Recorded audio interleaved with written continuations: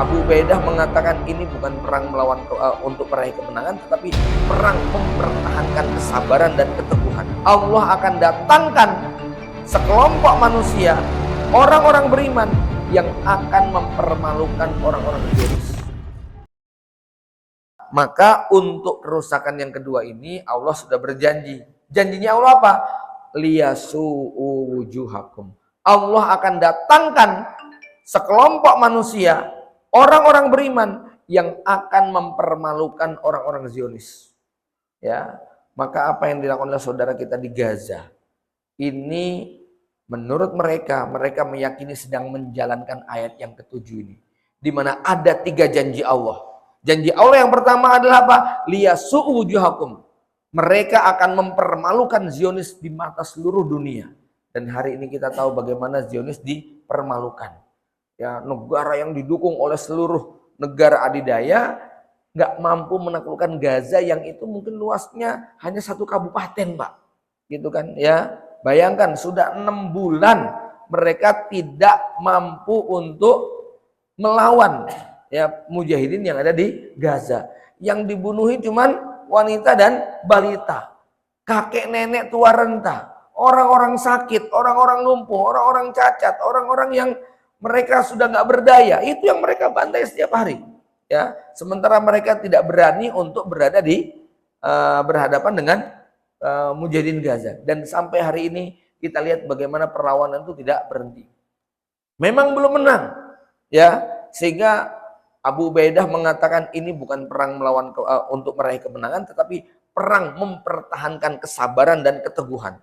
Ya, maka pada hari ke-7 atau hari ke-3, salah seorang ulama Palestina Gaza yang bernama Palestina, saya tidak tahu Palestina atau Gaza, Syekh Dr. Ahmad Al-Mubayyad, penulis buku Ensiklopedi Akhir Zaman, itu di hari ke-3 sudah membuat sebuah pernyataan dalam tweetnya yang kurang lebih bunyinya begini: hadal yaum istama'a jami'u juyusi iblis ba'iduhum wa qaribuhum dhahiruhum wa batinuhum. Hari ini seluruh tentara iblis, bala tentara iblis telah berkumpul, baik yang jauh maupun yang dekat, yang nampak maupun yang tersembunyi, untuk membantu Palestina, untuk membantu Zionis dalam menghabisi kaum muslimin di Palestina. Dan saya meyakini bahwa kaum muslimin yang ada di Gaza adalah yang dijanjikan oleh Rasulullah SAW, ya, di mana Rasul mengatakan la tazalu ta'ifatun min ummati, pasti akan senantiasa ada di tengah-tengah umatku ini sekelompok manusia yang terus berperang melawan musuh-musuhnya, la yadurruhum man khazalahum. Ketika mereka ditelantarkan, mereka nggak ditolong, mereka nggak dibantu, mereka nggak dipedulikan, itu tidak pernah membahayakan mereka. Bapak Ibu yang dirahmati Allah Subhanahu wa taala, belum pernah, Pak, ya, ada sebuah bangsa yang punya mentalitas keimanan seperti bangsa Gaza, di mana mentalitas itu dimiliki dari level kakek-kakek tua renta sampai balita, anak-anak wanita, itu punya mental yang sama. Apa mentalnya?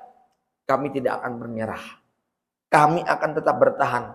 Ya, Anda anak balita, Pak, 5 tahun, 6 tahun ditanya, kamu nggak takut? Enggak, kami nggak takut. Kamu nggak pengen keluar dari Gaza? Emang kalau keluar dari Gaza itu terus nggak mati? Sama aja, di luar Gaza mati, di sini juga mati. Lebih baik kami mati di sini, lebih mulia mati di sini. Kami akan pertahankan sampai kapanpun. Ya, nah ini belum pernah, Pak, ada keimanan seperti keimanannya warga Gaza. Ya, maka kalau Dr. Zakir Naik mengatakan bahwa sebelum terjadi perang Gaza ini, umat Islam di Eropa yang masuk Islam itu belasan tiap harinya. Sekarang ya bangsa Eropa, di orang-orang Eropa, orang-orang Kristen yang masuk Islam itu per hari ratusan sampai 400-an orang per harinya.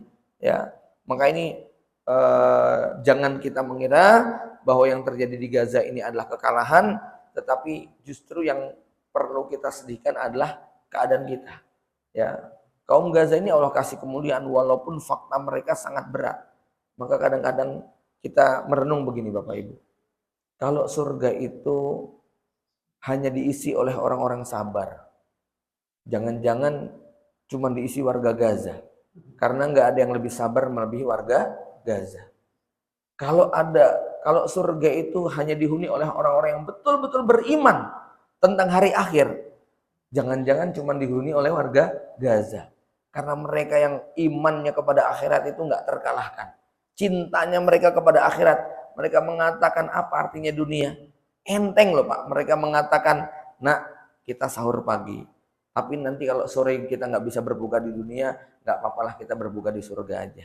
Ya, mereka enteng Pak mengatakan, ya sudah kalau tidak ada tempat yang aman di dunia, kami biar tinggal di akhirat saja. Itu ya. Ini kalimat ini ada yang berani mengucapkan ya Pak di antara kita?